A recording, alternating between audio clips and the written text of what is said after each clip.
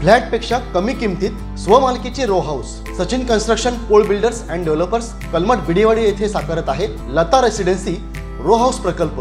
Kankavli police station पासून अवघ्या हाकेच्या अंतरावर 3 BHK 2 मास्टर बेडसह 1100 स्क्वेअर फूट RCC बांधकाम, Jaguar concealed plumbing fitting, modular kitchen, सागवान फ्रेम दरवाजा, स्वतंत्र असेसमेंट, सेपरेट वॉटर मोटर, 60% काम पूर्ण, मोजकेच रो हाऊस शिल्लक। साइट पत्ता मनोरमा पार्क बिडेवाडी कलमठ। स्वतंत्र बंगलो, घराचे दर्जेदार बांधकाम निर्धारित वेळेत खात्रीशीर करून मिळेल। कॉन्टॅक्ट 9405755599 आणि 8806229999। राज्यातील पहिला वंचित समाजाचा जनता दरबार घेण्यामागे अधिकाऱ्यांनी आपल्या समाजाला गांभीर्याने घ्यावे हा उद्देश होता। जातीवाचक वाड्या आणि रस्त्यांची नावे बदलण्याचा ऐतिहासिक निर्णय घेणारा सिंधुदुर्ग राज्यातील पहिला जिल्हा आहे। समाज कल्याण मंत्री संजय शिरसाट यांनी समाज कल्याण विभागाच्या माध्यमातून विशेष विकास निधी जाहीर केला। ओरोस येथे 2 कोटी खर्चून आंबेडकर सदन बांधले जात आहे। गौतम खुडकर आणि समीर नलावडे हे माझ्या पक्षाचे उमेदवार आहेत। प्रभाग 8 मध्ये विकास कामे करण्यासाठी माझ्या पक्षाच्या गौतम आणि समीर यांना निवडून द्या। मुख्यमंत्री पालकमंत्री असलेल्या भाजपाचे गौतम आणि समीर हे उमेदवार आहेत। त्यामुळे प्रभाग 8च्या विकासाला चालना देण्यासाठी भाजपाच्या कमळ निशाणीला मत द्या।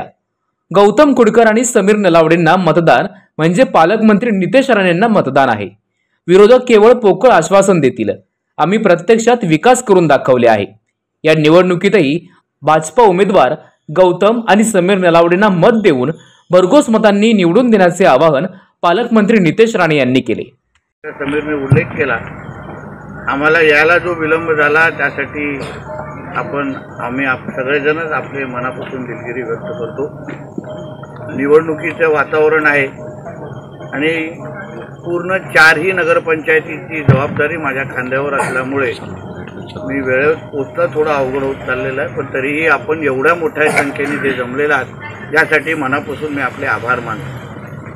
आता अंकुशजीने ज्याचा उल्लेख केला, आमच्या गौतमनी जो उल्लेख केला, आमच्या समीरने जे उल्लेख, आमचे कदमजीही बोलले की ही निवडणूक जी आपण लढवतोय ती आपल्या सगळ्यांच्या दृष्टिकोनातून अतिशय महत्त्वाची निवडणूक आहे।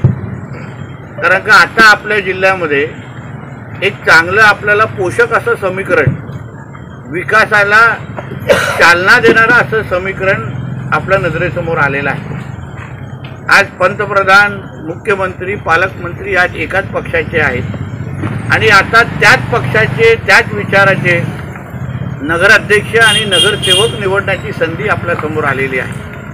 आणि ही सगळे सत्ता केंद्र आम्हाला ही 2 मतं आपल्याकडून का हवी आहेत किंवा मला का हवी आहेत याचं कारण असं आहे की ज्याचा उल्लेख आमच्या अंकुशजींनी केला।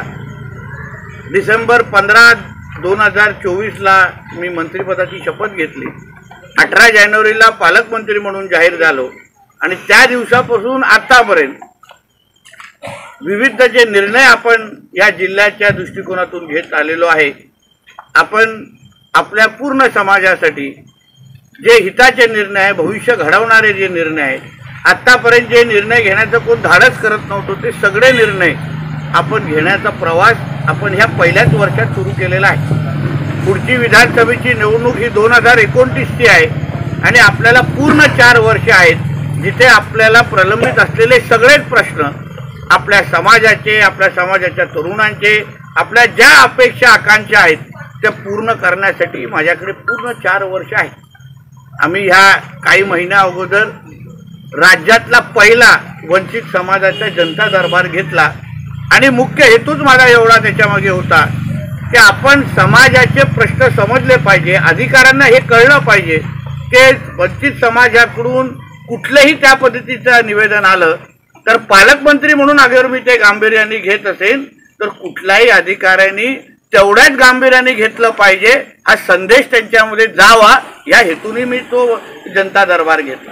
आणि त्याचे असंख्य फायदे तुम्हाला अनुभवायला भेटले असतील। असंख्य चांगले निर्णय घेऊ शकलो, चांगले समाज कल्याणाची जास्तीत जास्त निधी आपण देऊ शकलो, ज्याचा उल्लेख आमच्या अंकुशजींनी केला की वर्षानुवर्ष वाडी वस्त्यांना जो जातीवाचक नावं दिली गेलेली आणि ज्याच्यामुळे आपल्या प्रत्येकाला अपेक्षा होती की कधीतरी ती नावं बदलण्यात यावी, कधीतरी ह्या गोष्टी संपाव्या, त्या सगळ्या ज्या अपेक्षा आपल्या नजरेसमोर होत्या ते आम्ही मंत्रालयामध्ये मी माझ्या माध्यमातून संबंधित खात्याचे मंत्री आहेत आमचे संजय शिरसाटजी, त्यांच्या दालनात ती बैठक लावली आणि मी त्यांना सांगितलं की दुसरा कुठला जिल्हा घेत असला तरी माझ्या सिंधुदुर्ग जिल्ह्यामध्ये अशी जातीवाचक नावं आपल्याला फोडून टाकायची आहे आणि तो ऐतिहासिक निर्णय घेणारा आपला सिंधुदुर्ग पहिला जिल्हा होता, हे तुम्ही लक्षात घ्या, पहिला जिल्हा होता. आणि आपण तो निर्णय घेतल्यानंतर आता अन्य जिल्हा त्या निर्णयाचा अभ्यास करतायत की नेमकं हा कलेक्टरनी पालकमंत्र्यांनी हा निर्णय कसा घेतला. आणि म्हणून अशा पद्धतीचा इतिहास घडवणारे असंख्य निर्णय आपण ओरसमध्ये 2 कोटी येऊन आपण डॉक्टर बाबासाहेब आंबेडकरांचं भवन तिथे बांधतोय. समाज कल्याणच्या बाबतीमध्ये समाज मंदिर असंख्य बाबतीत जे समाज मंदिराचे कोणा अपेक्षा असतील, निधी अभावी थांबले असतील, त्यांना सगळ्यांना निधीची तरतूद करण्याचं नियोजन मी केलेलं आहे. म्हणून निधीच्या बाबतीमध्ये तुम्ही चिंताच करू नका. आपला हा वॉर्ड काय जिल्ह्यामध्ये आपल्या वाड्यांमध्ये जिथे जिथे आपला समाज राहतो त्यांनी फक्त अपेक्षा व्यक्त करायची, निधीची मागणी करायची, पूर्ण करण्याची जबाबदारी जिल्ह्याचा पालकमंत्री म्हणून माझी असेल, हाही शब्द आणि विश्वास तुम्हाला. आणि म्हणूनच मला गौतम कुडकर माझ्या बरोबर पाहिजे आणि म्हणूनच मला समीर नलावडे इकडचा नगराध्यक्ष पाहिजे.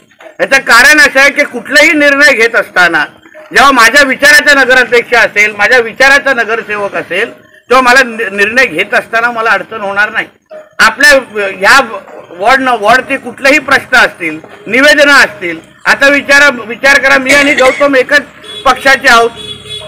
तुम्हाला या वॉर्डमध्ये निधी हवी असेल, कुठला प्रश्न सोडवायचा असेल, समाज मंदिर बांधायचं असेल, तुम्हाला फक्त मागणी गौतमकडे करायची आहे.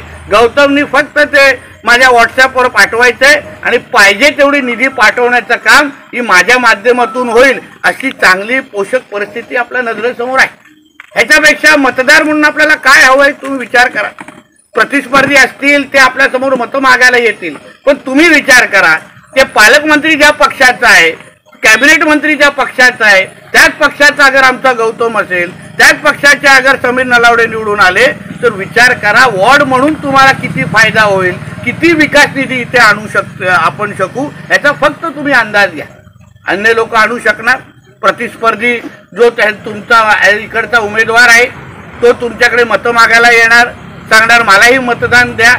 तुम्ही विचारलं पाहिजे बाबा तुला मतदान आम्ही देऊ, पण तू आमच्यासाठी काय करू शकतो, किती निधी आणू शकतो, कुठून तू निधी आणणार ते तरी सांग.